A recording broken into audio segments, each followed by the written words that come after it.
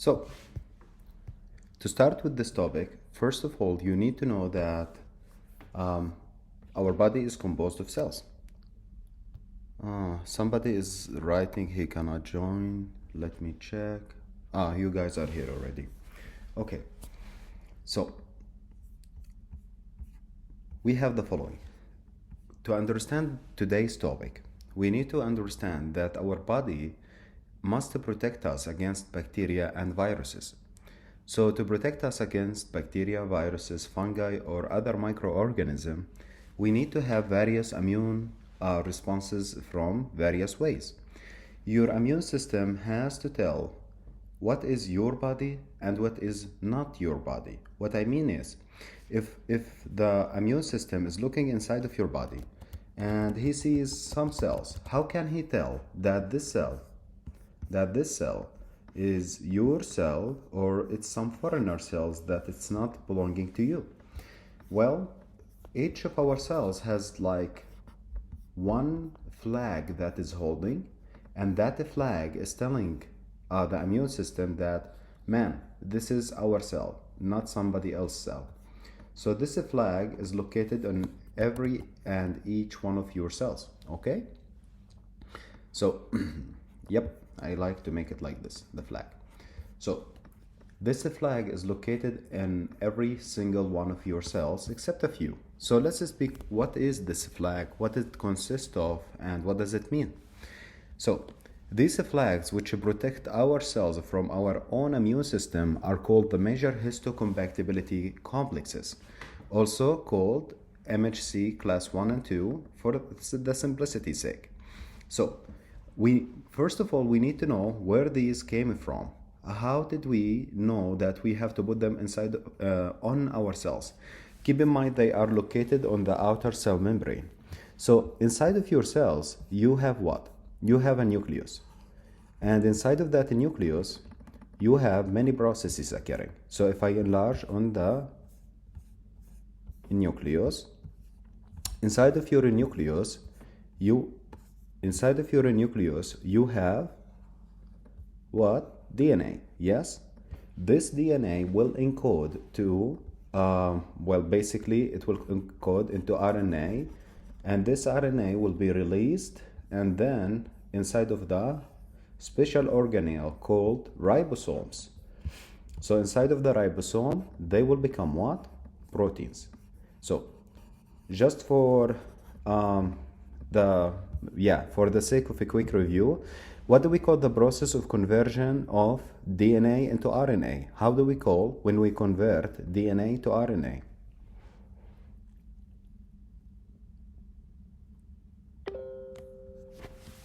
That is correct. It's called the transcription. Good job, Alicia. So, conversion of RNA to protein. How do we call the process of converting RNA into proteins? Translation. Excellent job, Alicia. So, let's take a look. So, the process of converting a DNA into protein has gone through two processes, the transcription and the translation. When these processes are occurring together, we like to call it with the third name called gene expression, okay? You will notice that from now on I will be including biochemistry into our discussion because I know that a lot of you have difficulty in it, and I want to give you small dosages of it every single class. So, okay, so this DNA basically has something that if you encode to it all the way, you will make your MHC class 1. What is this something? Well, it's called the HLA gene. So HLA gene. So someone will be like, what does HLA stands for? Human leukocyte antigen. Human leukocyte antigen. So human leukocyte antigen genes present antigen fragments to both the T cells and bind the T cell receptors, which prevent basically its activation. Because if it was activated, that will lead to destruction of your own cells. You don't want your own body cells to be destroyed by your immune system. That's why we have the MHC class 1, which will protect us from it. And also they can be utilized for one more thing if it was MHC class 2. So let's just forget about class 2. Remember about class 1. When you look at a class 1, they love to play this game with you. They will tell you it's an HLAB, okay? And then they will ask you something about its function. The function of MHC class 1 and MHC class 2 is totally different. Thus, they like to ask about it. So they will tell you HLAB and they tell you what is its function. Well, you know what is the function of MHC class 1, but you don't know what is HLAB or C or D or F. So how can you tell?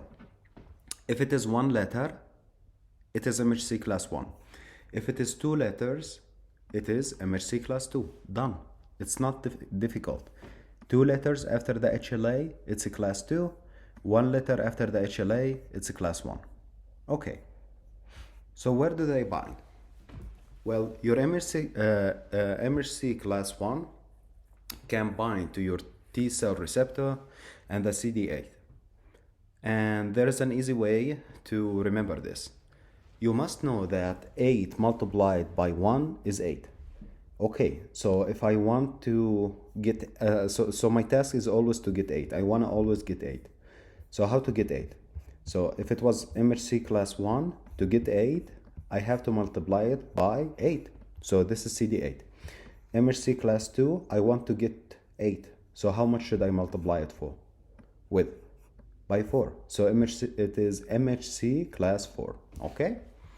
So now speaking about the structure is pretty simple. So the structure of the MHC class 1, it has one long chain and one short chain. So why this is important? Because the MHC class 2 structure is totally different. So the structure of MHC class 1, you can see it's located on the, basically the cytoplasm, and it's projecting outward to protect your cell from what? Why MHC is important? What its function? What is it protecting us from?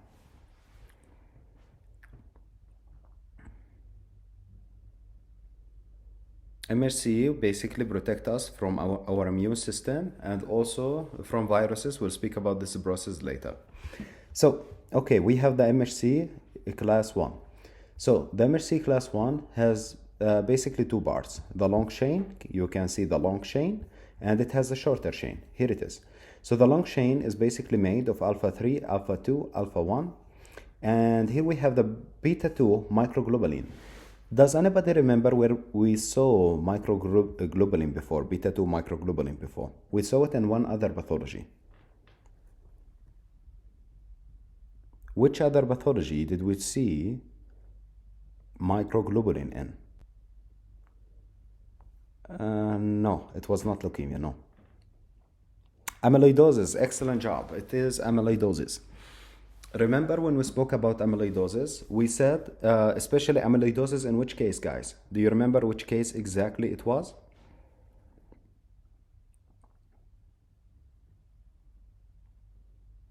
It was amyloidosis, but it was more specific.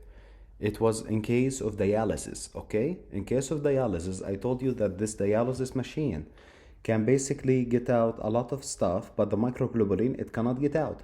So your microglobulin will accumulate inside of your body, okay? And it can lead to systemic amyloidosis. Good.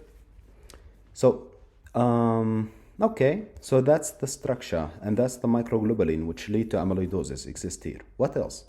So you must know where it's located. On which cells is it expressed? All in nucleated cells. Well, here's the thing. All of your body cells are enucleated, except one. Except two cells actually, the platelets and the RBC. You must know, however, that even the fact that the platelet is not does not have a nucleus, it still has MHC class 1. But the only cell that does not have any MHCs on it, it is RBC. Okay, that's it. Guys, I have a question by the way. Was RBC always nucleus-less? Which means, was the RBC always without a nucleus? Or it had previously a nucleus? Yep, it previously had a nucleus. Yep. This is important in the future. So, immature RBC do have a nucleus. They do have a nucleus. But when they maturize, they lose their nucleus.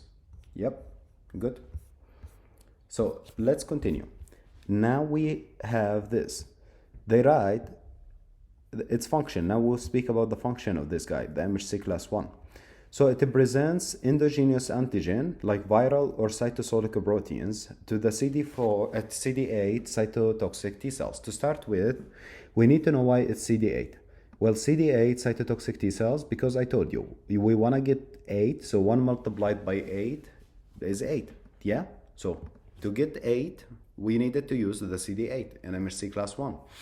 While in the the MHC class 2, you had to do CD4. Why? Because 2 multiplied by 4 is 8, okay? So let's speak about the endogenous antigen. Well, are viruses alive or dead? Well, this is a question we'll always ask ourselves, but basically they are not alive, okay? They are just some genetic material with some cover around them. Sometimes they don't even have the cover. They are naked.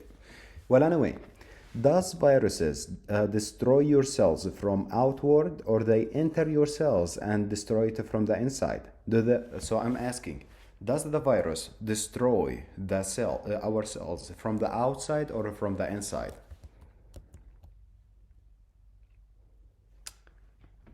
Yes, you are correct. So it enters the cell inside of it, and from the inside of the cell, it has this genome. Her genome will be incorporated within your normal genome, and that will lead to gene expression. Remember what was gene expression? Gene expression was equal to both transcription and translation together. Okay? This program is not working though. Okay. So yeah, that will lead to gene expression, okay? So the next thing you must know, it includes the following. Since this is the case, we consider this antigen from the virus to be endogenous because it's from the inside of the cell. Yeah, your cells have basically expressed a foreign protein from a virus, okay?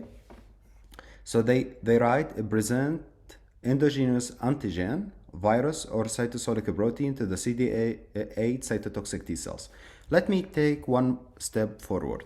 So now we have this viral, let me make it in red. Now we have a viral gene here. Here it is. This is a viral gene, yes? It was expressed all the way until we made the what? The MHC receptor. So this is the MHC receptor.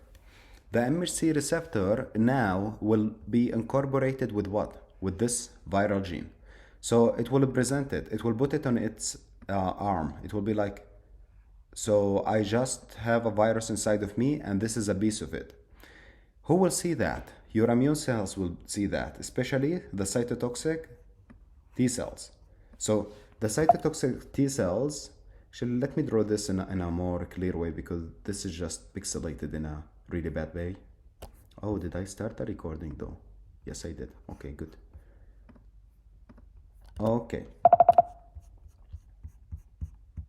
So basically, let's imagine that this is your cell and there's a lot of processes happening. So a viral cell came inside of your body. So here is your virus coming inside. Yeah? So after the virus came inside, it was incorporated within your gene. Well, actually, let's imagine that this is the virus here, and this is your gene. And this virus, this is the virus, and it incorporated itself inside of your gene. So now the proteins that will be expressed, some of them will be normal and some of them will be viral, yes? Because they are from the virus. So these red ones are normal and the blue ones is viral.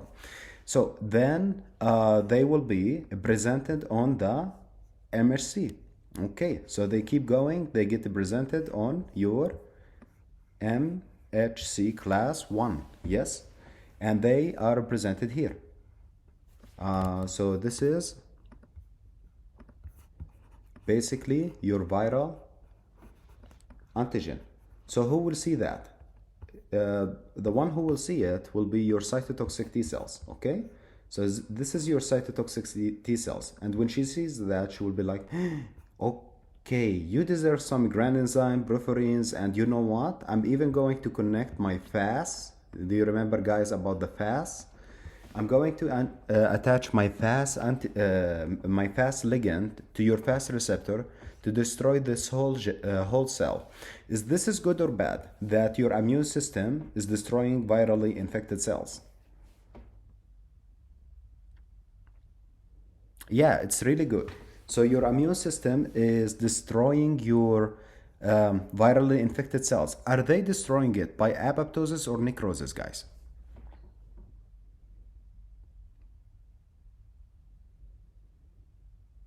Yes, it's apoptosis. We are using the FAS, we are using the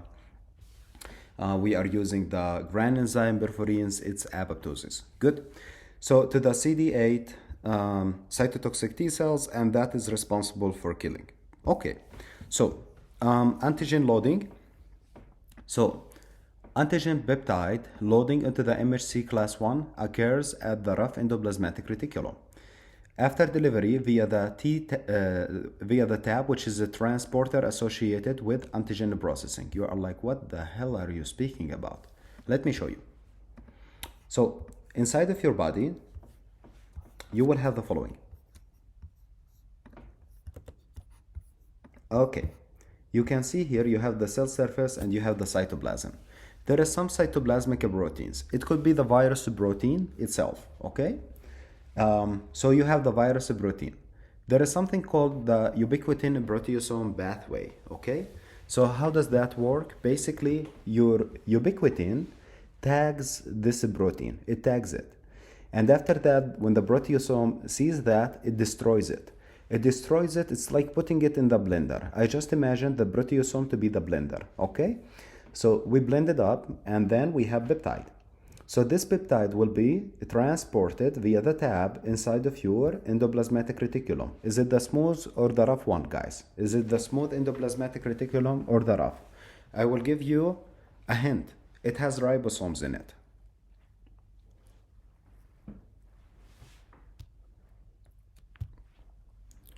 So I will tell you the following. The rough endoplasmatic reticulum, yes, excellent, it's rough. Why? Because the rough endoplasmatic reticulum contains the ribosomes. That's what makes it rough, okay? The ribosomes are the thing that is making it rough. While the smooth endoplasmatic reticulum is the thing that is making it smooth, okay? So you can see here that using the TAB, we have peptide coming inside of your rough endoplasmatic reticulum, which eventually kicks off the chaperone. The chaperone is kicked off, and instead of that, you bind what? Antigen to what the hell is that? This looks like the MHC. Remember the MHC and how it looked like? I told you, it had 3 alpha in it and 1 beta microglobulin. So we have loading of the peptide into our MHC class 1. And you know what is Golgi apparatus function? You must know this. So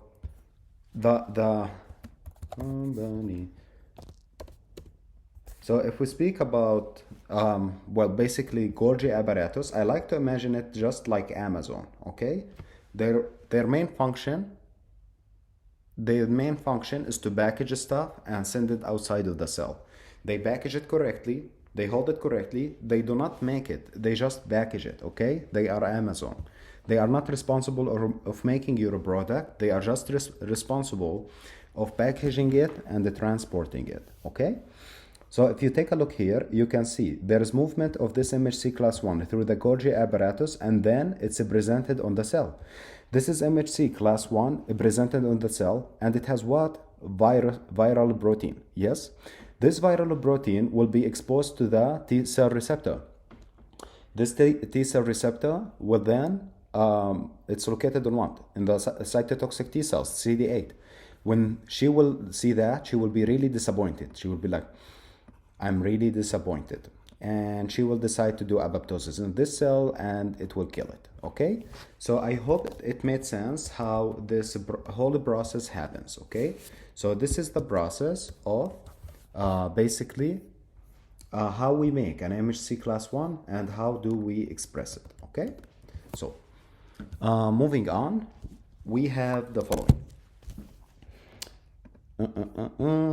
So MHC class 1 has the microglobulin, which is important in which pathology? We said that already. Come on. Somebody tell me which pathology is the microglobulin important in.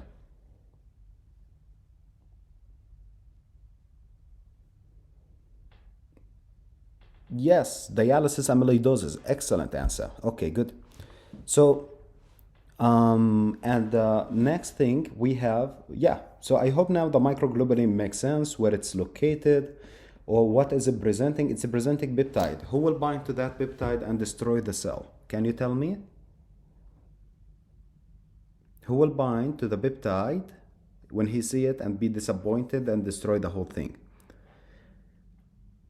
No, it's the CD8. CD8 cytotoxic T cells. Remember, this is MHC class 1. MHC class 1 bind to the CD8. MHC class 2 bind to the CD4. If you forget, you always want an 8. So to get an 8, MHC class 1, I need to multiply it by 8.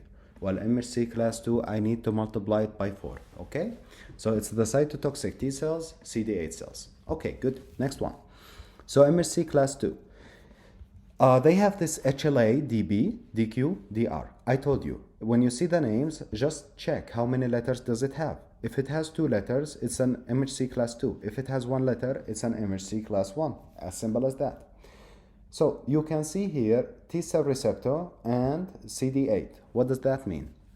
Well, this one was binding to the CD8 and the T cell receptor basically. While this one still the T cell receptor, but now it's the CD4.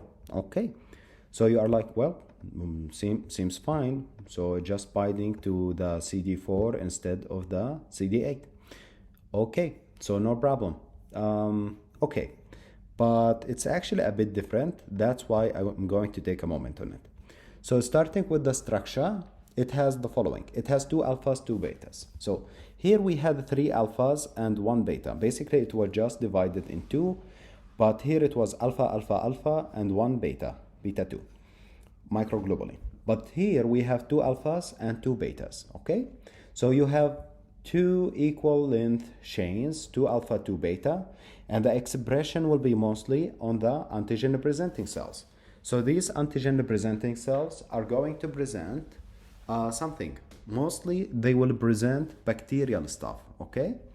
So notice something.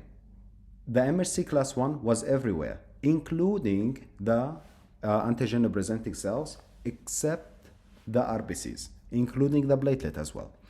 While if we spoke about the MHC class 2, it was only present on the antigen presenting cells. Can somebody tell me which cells are antigen presenting cells?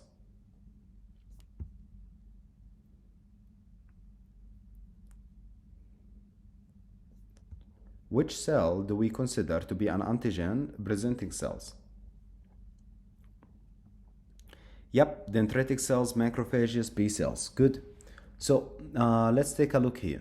We have, it presents exogenous antigen, bacterial proteins, and these bacterial proteins will be presented to the CD8 helper T cells, okay? So bacteria, if we spoke about the CD8, it was viruses. CD4, bacteria. Who has a deficiency in the CD4, guys? Which disease lead you to have an acquired deficiency of CD4? HIV, yes. HIV leading to AIDS. Yes, you will have a CD4 deficiency. Excellent. Good job, Alicia. So we have here an antigen loading. Antigen loaded following a release of invariant chain in an acidified endosome. If you see this sentence for the first time and try to reread it 2 million times, you will not get it until you see this picture. So not this picture, okay? So there is something called the invariant chain, Okay, this invariant chain is basically like your lock. It's like a lock that sits and prevent the loading of anything on the MHC class 2. Okay, so yes, this is the invariant chain as you see it, and it's not allowing anything to sit on the MHC class 2. To make anything sit and be presented in the MHC class 2, you have to take the invariant chain off. And that's an important concept that we are going to discuss now. Okay, so let's take a look. We have the following. They write, MHC class 2 presents exogenous antigen, bacterial proteins to the CD4 helper T cells, okay? And they write, antigen is loaded following the release of invariant chain in an acidified endosome. So what is an endosome? Does anybody have an idea what is an endosome?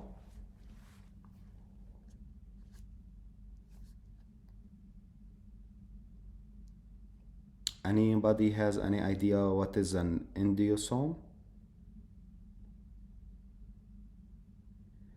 Well, it's something, yeah, okay, let's see. It's, yeah, good. It's a packaging house as well. I like to think about it as the lower quality Amazon, okay? So just think about some other country Amazon. Yeah, it's a little bit lower quality, that one. Okay, so we have some acidified endosome inside of the cell that pick up some bacterial antigens and they can present it, yeah? So after they present it, how do they present it? They must remove something. You must know about the invariant chain. I just sent you guys a picture. Notice here, the invariant chain is stuck on the MHC class 2. If you want to express a protein on your cell, so let's say that we got some viruses from the outside. Of course, the MHC class 2 is present only in the antigen presenting cells. So these antigen presenting cells, which are present, let's say, on macrophages, the macrophages has eaten what? It has eaten some bacteria, for example, okay? After eating the bacteria, it dissolves it, makes small structure, and you need to put this antigen where? You need to put this antigen on the MHC class 2. To do that, you need to remove the basically invariant chain. How to remove the invariant chain? By the help of HLA type 2. Guys, HLA-DM, it's going to code for MHC class 1 or class 2. It's HLA-DM. Yep. Why did you say 2? You are correct, but why did you say 2?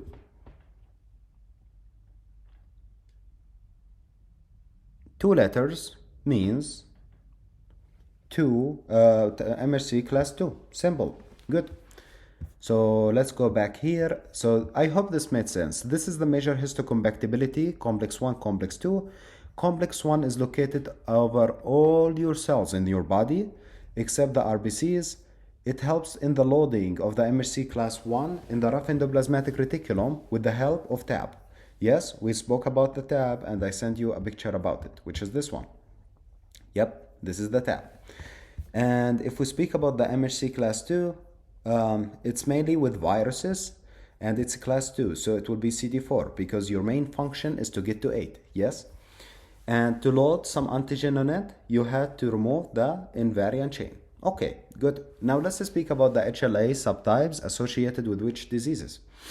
So I like to think about it. So here we have the following: HLA B27, 57, DQ2, DQ8, DR3, DR4. There was more. Well, anyway, these are the important ones. So the B27, HLA B27, of course, what does the HLA encodes for, guys? Can somebody tell me what does the HLA encodes for?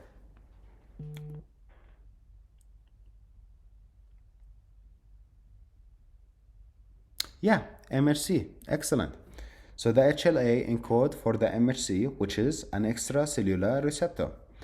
So we have the following. If someone has a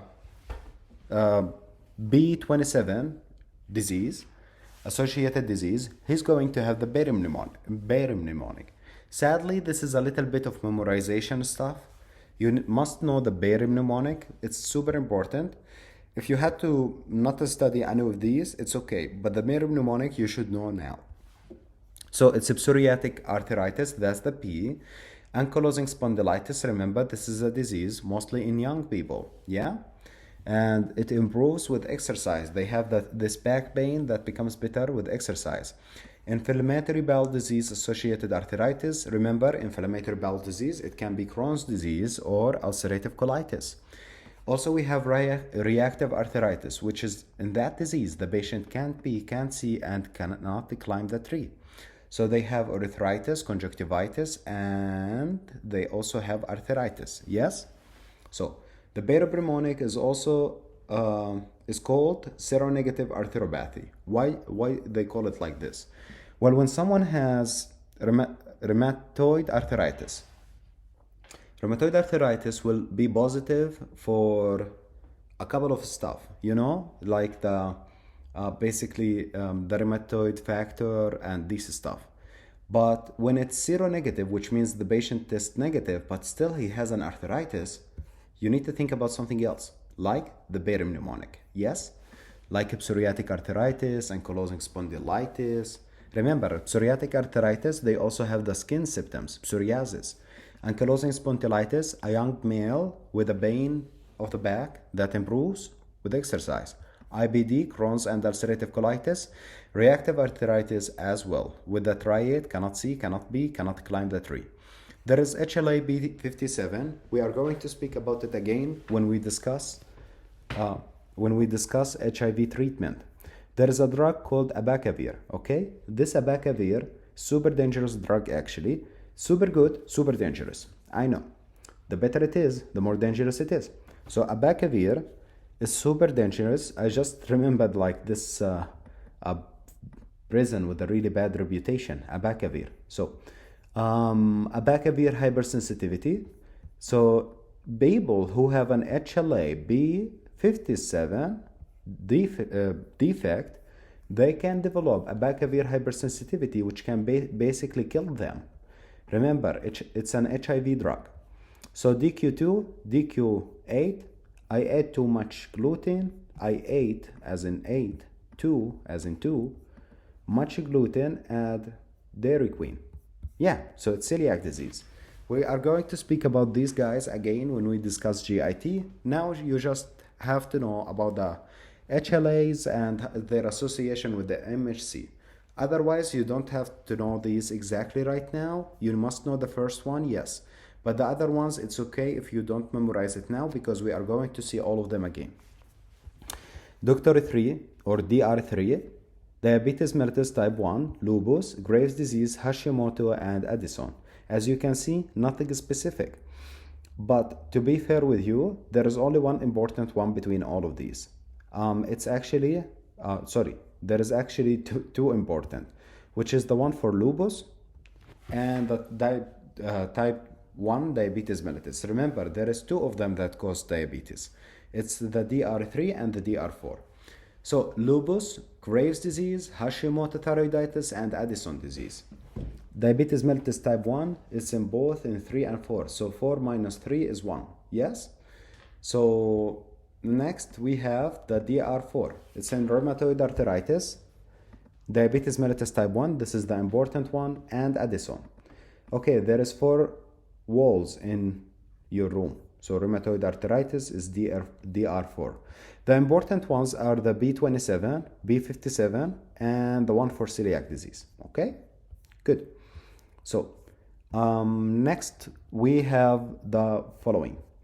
I want to give you guys just 5 minutes break. We come back after the break, discuss this thing, and I want to give you one page, and it will be our first page of Biochem. Today we are going to discuss one page from Biochem. I know, kind of difficult, so just to freshen up, 5 minutes and come back.